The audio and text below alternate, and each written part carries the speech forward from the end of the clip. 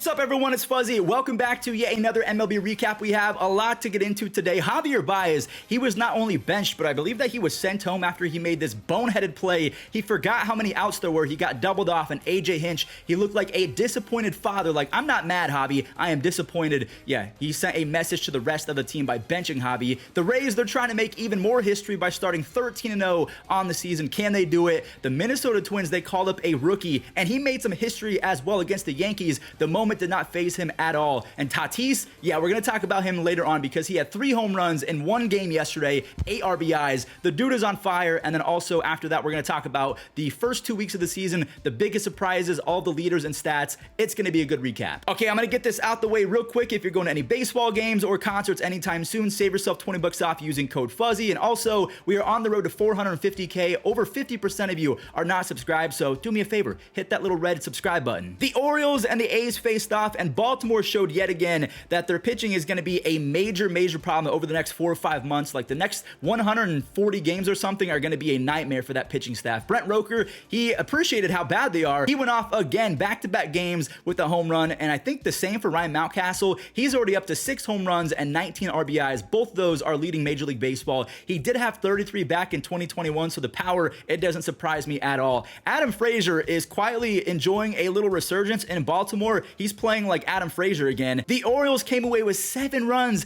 before the 3rd inning came to a close, and that was a good thing because they needed every single run. Esteury Ruiz, he is playing like a future star. He's nearly hitting 300 with a 390 on base percentage over his first 13 games. Brent Rooker, he did it again. The dude has 3 home runs and 9 RBIs in 21 at-bats. He put the team on his back yet again. It's just the Orioles, they have this guy.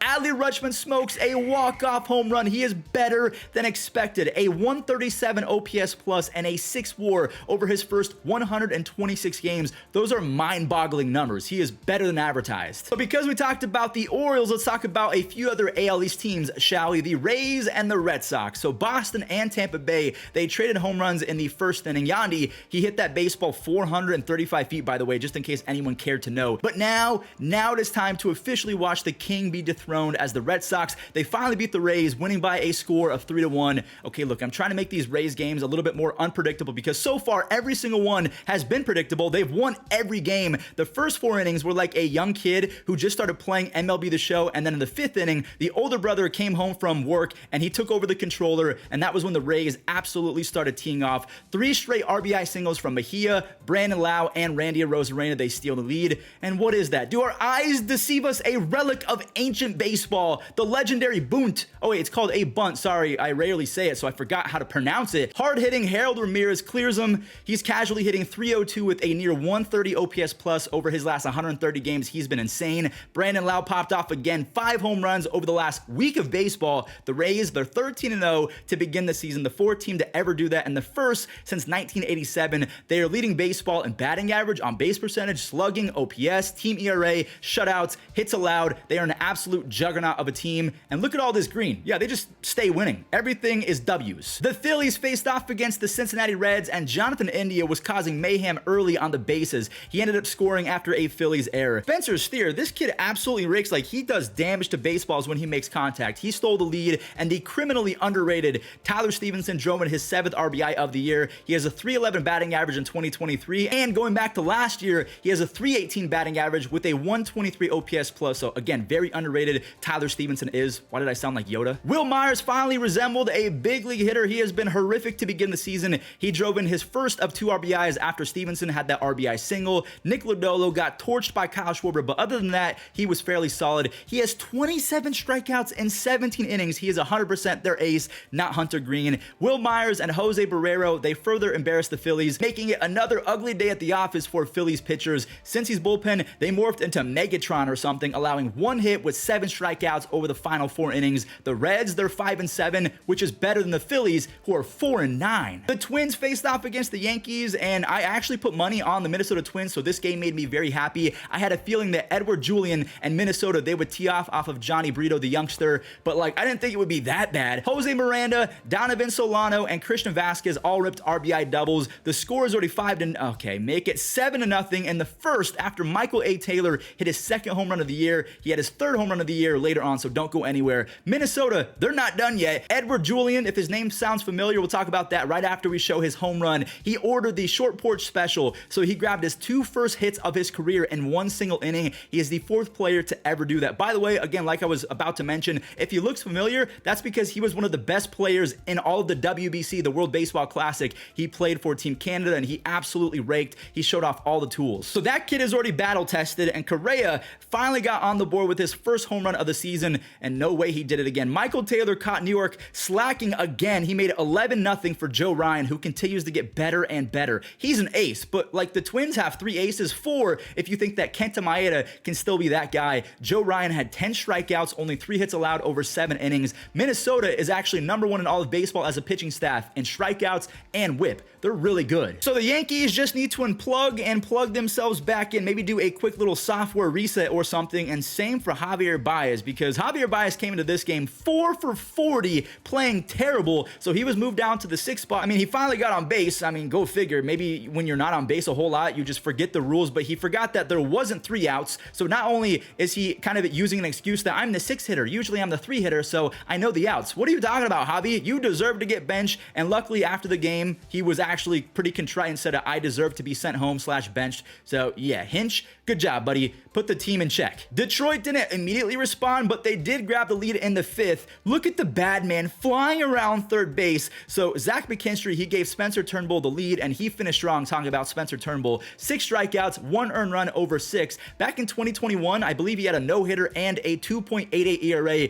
before suffering an arm injury that resulted in Tommy John. So Turnbull, he can be pretty good. The bullpen for Detroit is usually pretty terrible, but Jason Foley and Alex Lang, they are filthy. Some of the nastiest stuff in baseball. That is definitely a surprise win if you ask me, but the Tigers, they needed that, because if you compound a Baez benching on top of an L, that's not good. But GG's to the Tigers for kind of overcoming adversity. I have a genuine question for you guys, and more specifically Cardinals fans watching. Are you guys mid? This ended up being a pretty fun pitching duel, like Johan Santana and Prime Pedro back in the day. Okay, not really. This was Vince Velasquez versus Jordan Montgomery, but they both threw 5 shutout innings to begin this one. That was until Carlos Santana brought in the first run for either team, and Vince, he completed a 6-inning masterclass. 6 strikeouts, only 3 hits against a pretty high-powered offense. That is really good. It's just one of those moments where you have to tip your cap and say, we got beat. Connor Joe and Rodolfo Castro, they decided to spam the square button, which is power swing if you don't play MLB The Show. The Pirates are now 8-5. The Cardinals are the inverse, 5-8. The Cardinals are 21st in team ERA as a pitching staff, and also runs scored. The reason why: Contreras, Donovan, O'Neill, and Edman are a combined 4 for 39 with runners in scoring position. That's your issue. You guys stink when there are runners in scoring position. Now, one more note I do want to make: Jordan Walker, he unfortunately went 0 for 4. The streak ended, but a 12-game hitting streak to begin your career while basically hitting 400. Yeah, that's amazing. Good for Jordan Walker. Brewers and the Padres, things got a little bit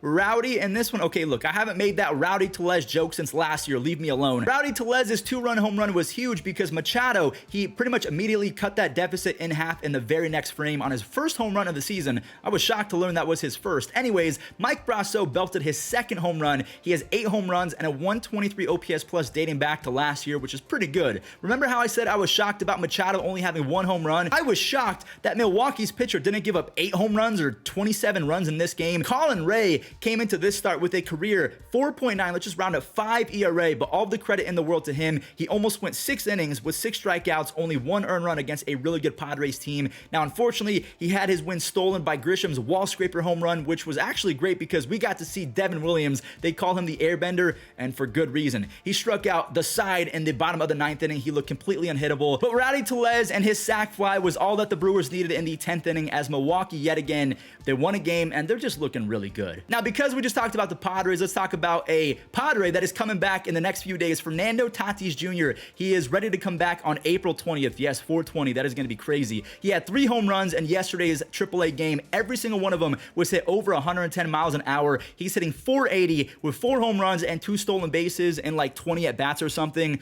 Yeah, Fernando Tatis Jr., Nando, I cannot wait for him to come back. To me, I know that he was busted for steroids, but technically he played clean, and look at this. again, let me just reiterate what I just said. Fernando Tatis Jr., yes, got busted, but up until that point, every single game that he played was technically clean because he passed every single drug test over his first few seasons. And if we take a look at this, Fernando Tatis Jr. was the youngest player in Major League Baseball history to have a season with 42 home runs, 25 plus stolen bases, a 160 OPS plus, and if we take a look, he was the youngest player. At 22 years old, he did that in 130 games, by the way. So let me know if you're excited for Nando's return. And now I want to talk about all of the leaders of the stats as well as these standings. We'll talk about that immediately after. So if we're talking about batting average right now, obviously it is basically Tony Gwynn 2.0, Luis Ariz. Matt Chapman is quietly hitting 489, and look at my friend Bryson Stott at 400. Home runs, we have Big Meat, I keep saying that, Polar Bear Pete. He has been matched by the Mountain, or actually Felix Bautista is the Mountain.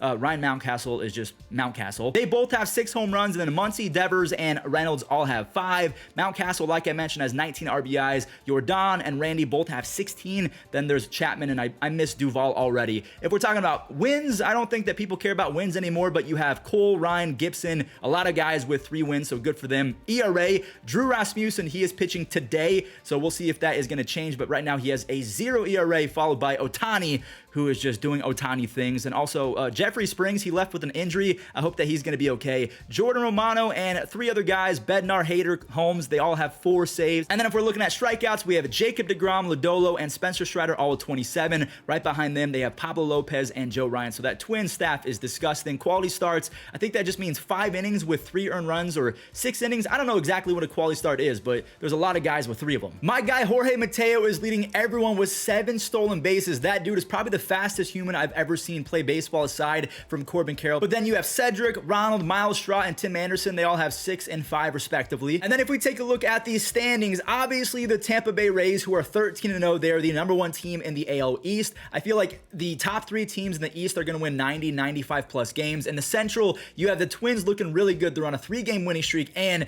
they have outscored opponents by 24 runs already, whereas the Guardians, they're still above 500, but they have been outscored by their opponents. The Rangers are leading the West with a 7-5 record, I should say. They're tied with the Angels at 7-5. The Astros and the Mariners are kind of scuffling right now. In the National League, we're going to start with the East. We have the Braves with a 9-4 record. They are 2 games ahead of the Mets. And look at the Phillies, 4-9. Definitely one of the bigger disappointments of the season so far. Hopefully, Harper can come back and quick. The Brewers are 9-4, and surprisingly, the Pirates are 8-5. Let me know in the comments if you think that they can keep up. We have the Cubs, the Reds, and the Cardinals rounding out the Central. The Cardinals in last place. Now, another surprise team, the Diamondbacks. I knew on paper they were going to be better, but they're 7-3 over their last 10 games, which is really good. They're 1 game ahead of the Dodgers, the Padres, the Giants, the Rockies. They're all rocking out, but the Padres, they're definitely going to probably leapfrog the Diamondbacks, and I assume that the Dodgers and Padres will be the 1st and 2nd teams, unless the Diamondbacks are just that good. So that does it for today's recap. Thank you all so much for watching. If you enjoyed, make sure you leave a like and subscribe. And remember, I do post MLB The Show videos, so if you want to see those gameplays, click on this little F right there. That'll take you to the gaming channel, and hit that subscribe button.